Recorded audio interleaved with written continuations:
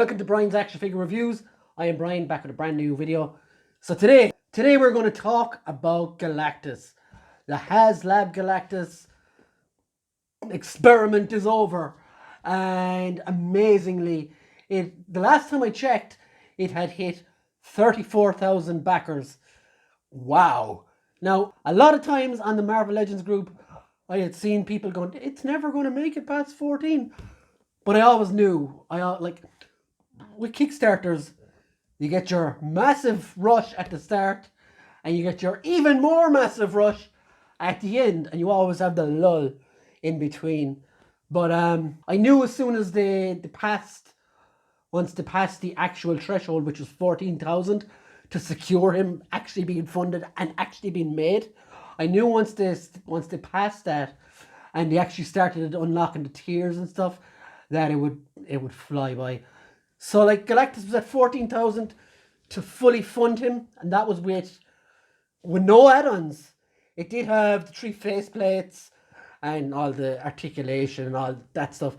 Now the one thing I will say I was disappointed in with this figure was the lack of sounds. Now let me explain. I have this guy, the Marvel Universe Masterworks SDCC Galactus. I think this came out around maybe 2011, 2012, I think. And I still have him. And he's still pretty damn big. Even next to, let's say, a regular Legend, he is pretty damn big. So, the one thing though that this has over the Haslab Galactus, and which I still love about this figure, this one, it's why I won't be selling it either, is this.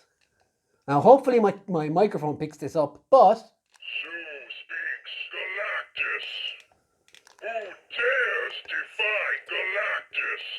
And if you didn't pick up the sounds of what he said there, I just look like an idiot, which is fine. But this is a really, really awesome figure, and is the main reason why I wavered so much in my reasoning of buying the new Galactus. Yes, he is huge and probably won't fit on my shelves. I do have a plan though of working him in there. We'll see how that goes. I have a year to fix it now. But yeah, I decided to back him with 2 days to go. On the Saturday, I was still half and half. And I have a story to tell, actually. So, if you look up there, you can see my Masterworks Sentinel. That's where my Galactus usually sits. So, it was coming to Saturday evening, and I wasn't going to back him. I was like, no, I'm done. I have to buy a new bicycle anyway, so I'm not going to throw down the money. So, I was in my sitting room, on my laptop, in my living room, whatever you call it. I was on my laptop doing a bit of editing, and I heard this monumental crash come from in here. And it's the worst noise any collector can hear, because you're like, a million different thoughts go through your head. What could it be? What is it? Hope it's not broken. If it's broken, can I replace it? Is it a glass compartment? It could be anything. So, like, I pretty much not moved that Galactus or that Sentinel for the bones of 3 years or so. And I walked in, and the first thing I saw was Reed Richards splashed out on the ground. And then as I looked on further, the rest of the Fantastic Four were there. There was some Mortal Kombat McFarlane figures on the ground. And then I saw it, Galactus on his knees. Well, not literally on his knees, but face first in the dirt. And I ran over and picked it up straight away. And the first thing I did was press the button once I knew the figure was intact. And yeah, the music still works and the lights still work. But I took that as a sign that maybe I should buy the new one. And if that's silly, well, I must be silly then. But yeah, I backed him just before it got fully funded, actually. I backed him. And then when I saw Frankie, well, we'd known about Frankie Ray for a while, so I was delighted to get her as well. Silver Surfer, I'm happy enough to get him as well. I have the Fallen one up there, and I had the Walgreens one. This new one is okay. It's very, very... They could have put the chrome on him again. I do like the stand. I love that Frankie and the Surfer come with a stand. That is really, really cool and will make for cool displays. When they showed Morg though, I didn't think anybody knew about Morg. He was an absolute asshole of a Herald, and it's great to get him. It's unfortunate we didn't get Airwalker or Firelord or even Terrax, but the Marvel guys did say that they will be doing a wave related to him that will release around the time he's shipping. So hopefully we'll get the other Heralds there. And the fact they're doing a big, gigantic Doctor Doom head is ridiculously awful, but I love it.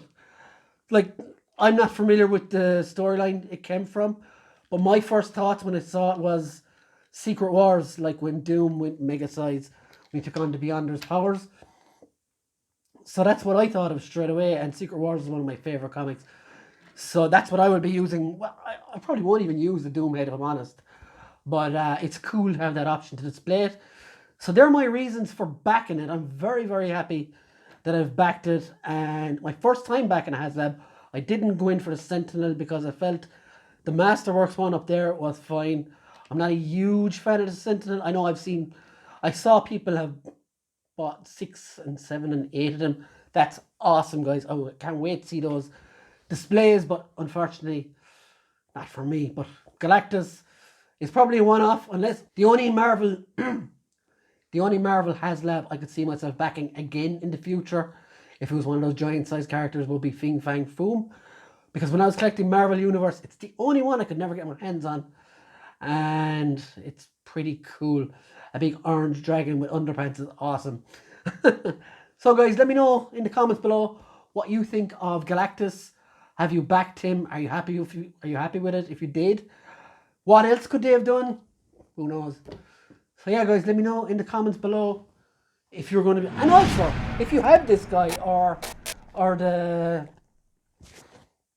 Toy Biz one, are you going to be selling up, or are you going to have like this guy be the son? And I think I should let this guy sign off. But I will say bye and have a beautiful time.